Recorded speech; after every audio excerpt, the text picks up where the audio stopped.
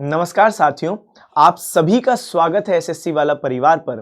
तो फोर्ब्स जो कि एक अमेरिकन बिजनेस मैगजीन है, उसने हाल ही में जारी कर दी है अपनी दुनिया की 100 सबसे शक्तिशाली महिलाओं की रिपोर्ट।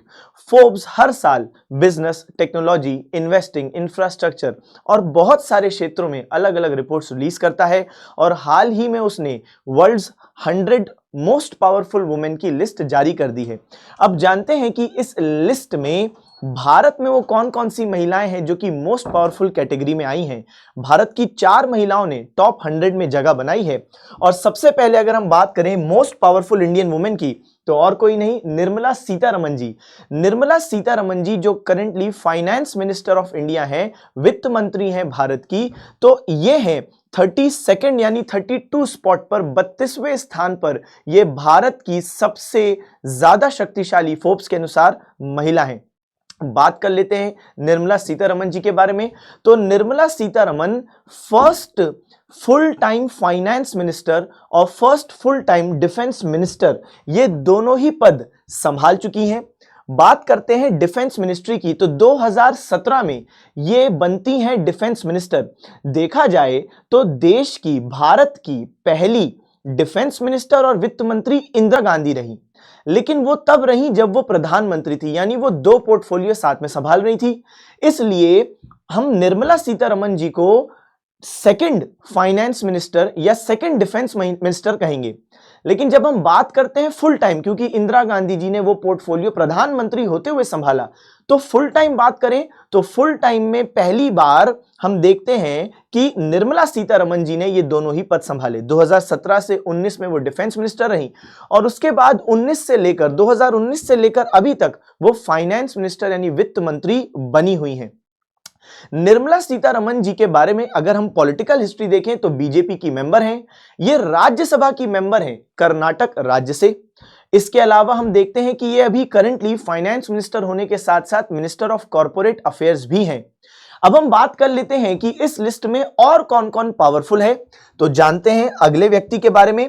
तो वैसे तो फोर्ब्स ने जो 4 महिलाओं के बारे में बात की है वो आपके सामने है, लेकिन हम एक एक करके डिटेल में डिस्कशन करेंगे क्योंकि एग्जाम पर्सपेक्टिव से भी ये बहुत महत्वपूर्ण क्वेश्चन बनता है। नेक्स्ट बात करते हैं, तो नेक्स्ट हम देखते हैं कि रोशनी नडार मल्होत्रा, जिनकी रैंक है इस लिस्ट में 60। तो 32nd रैंक किसकी थी? निर्मला सीतारमण जी की। और 60th रैंक किसकी है? तो 60th रैंक रोशनी नडार मल्होत्रा जी की है। ये शिव नडार की इकलौती बेटी हैं। शिव नडार, जिनका अक्सर नाम चैरिटी में बहुत ज्यादा आप लोग सुनते होंगे, अगर आप बच्चों को नहीं मालूम तो मैं बता दूं, शिव नडार के लिए फेमस है कि हर दिन 5.6 करोड़ 5.6 करोड़ की धनराशि वो दान करते हैं। अब आप सोचिए कितने बड़े ये फिलैंथ्रोपिस्ट हैं, कितना ज्यादा दान करते हैं। और उनकी ही कंपनी जो उन्होंने स्थापित की HCL हिंदुस्तान कंप्यूटर्स लिमिटेड, वही अब देख रही हैं रोशनी नडार उनकी बेटी। तो इनको चैरिटी के लिए और इतना बड़ा बिजनेस लीड करने के लिए ही फोर्ब्स ने शामिल किया है। क्योंकि फोर्ब्स जब भी किसी को शामिल करता है इस लिस्टिंग में, तो उसके जो पैरामीटर होते हैं वो मुख्य रूप से पैसा और लोगों पर प्रभाव, मीडिया पर प्रभाव, ये सब रहते हैं। और उस आधार पर रोशनी नडार जी को रैंक 60 प्राप्त हुई। नेक्स्ट बात करते हैं तो सोमा मोंडल जिनको रैंक 70 दिया गया है फोर्ब्स ने, मोस्ट पावरफुल दुनिया में, यानी दुनिया में 70वें नंबर पर ये सबसे ज्यादा शक्तिशाली महिला है। ये पास्ट में steel authority of India limited से संबंधित रही, ये उसकी पहली महिला अध्यक्ष रही। लेकिन कमाल की बात ये नहीं, कमाल की बात ये है कि ये उस टाइम पर जब महिला अध्यक्ष बनी, उस टाइम पर सेल कोई इतना बड़ा भी नहीं था और डगमगा ही रहा था। और तब इनने सेल को 3 गुना प्रॉफिट करवा कर दिया। अपने 35 साल के लंबे मेटल मार्केट के इतिहास की वजह से ही इनको क्वीन ऑफ स्टील का दर्जा मिला। तो क्वीन ऑफ स्टील किसको कहा जाता है? सोमा मोंडल जी को कहा जाता है। और इनकी फोर्ब्स मोस्ट पावरफुल, वर्ल्ड में जो मोस्ट पावरफुल वुमेन है उसमें 70वीं इनकी रैंक है। नेक्स्ट बात करते हैं तो किरण मजूमदार शॉ, इनका नाम भी आपने शायद सुना हो, नहीं सुना तो बिल्कुल दिमाग में इसलिए रखें क्योंकि बायोकॉन की ये फाउंडर भी हैं और करेंटली उसकी चेयरपर्सन भी हैं।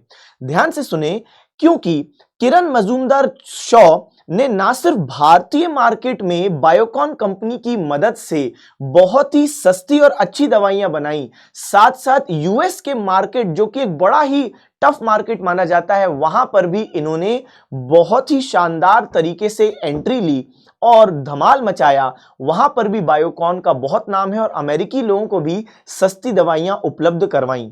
इसके साथ साथ ये अलग अलग मेडिसिनल और भी इक्विपमेंट्स बनाती है कंपनी। बायोकॉन की एक फाउंडेशन, एक चैरिटी विंग है बायोकॉन फाउंडेशन नाम से, जो कि बहुत सारे चैरिटी वाले काम भी करती है। तो किरण मजूमदार शॉ और इनकी रैंक क्या है? तो इनकी रैंक है 76।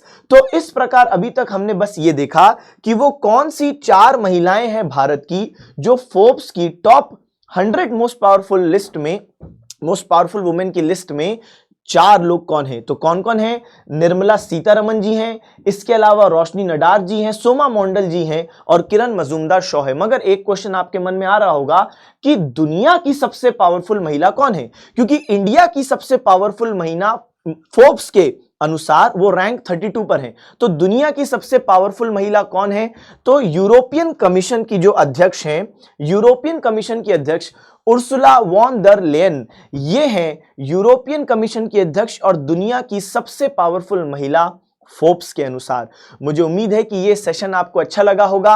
अगर अच्छा लगा हो तो निश्चित रूप से आप इसको लाइक करें और उस सेशन को उन तमाम जगहों तक पहुंचाएं जहां पे अन्य लोगों को भी अवेयरनेस प्राप्त हो। साथ ही साथ इस सेशन की पीडीएफ आपको कहां पर मिलने वाली है? तो इस क्यूआर कोड को स्कैन करके आप उस टेलीग्राम ग्रुप से जुड़ सकते हैं जहां पर आपको पीडीएफ प्राप्त होगी। आप टेलीग्राम ग्रुप पर डायरेक्टली सर्च भी कर सकते हैं, हिस्ट्री बाय मयूर सर। आगे की बात करते हैं। जो बच्चे एसएससी की तैयारी कर रहे हैं, तमाम एसएससी के एग्जाम्स कवर करने के लिए एसएससी महापैक, एसएससी वाला परिवार आपके लिए लाया है, जिसको आप डेमो देख सकते हैं। ठीक है, एसएससी महापैक जिसकी वैलिडिटी 1 ईयर की रहेगी। लास्ट बात करें तो 10 दिसंबर को हमारे प्यारे भृगु सर सुबह सुबह 10 बजे आप सभी के लिए शुरू करने वाले हैं एक शानदार सेशन, जिसमें आप बच्चों को ढेरों उपहार भी प्राप्त होने वाले हैं। तो जरूर जुड़िएगा 10 दिसंबर सुबह 10 बजे भृगु सर के साथ उस सरप्राइज को जानने के लिए। मुझे उम्मीद है ये सेशन आपको अच्छा लगा होगा। बहुत बहुत धन्यवाद।